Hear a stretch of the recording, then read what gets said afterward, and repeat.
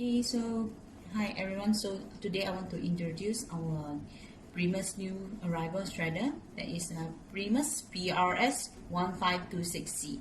So 15 stand for 15 sheets, 26 stand for 26 liters, C for crosscut.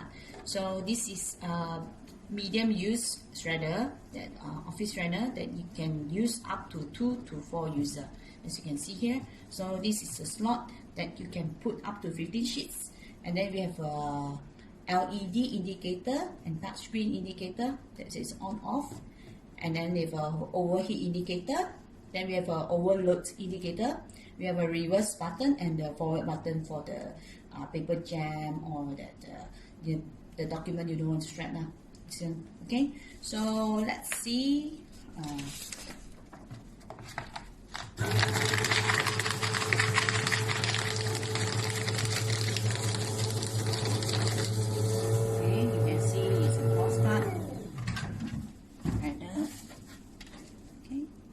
It's a crosscut, can fit up to 15 sheets, and then this one can strap credit cards also.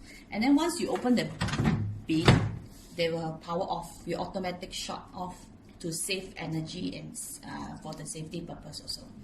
Thank you.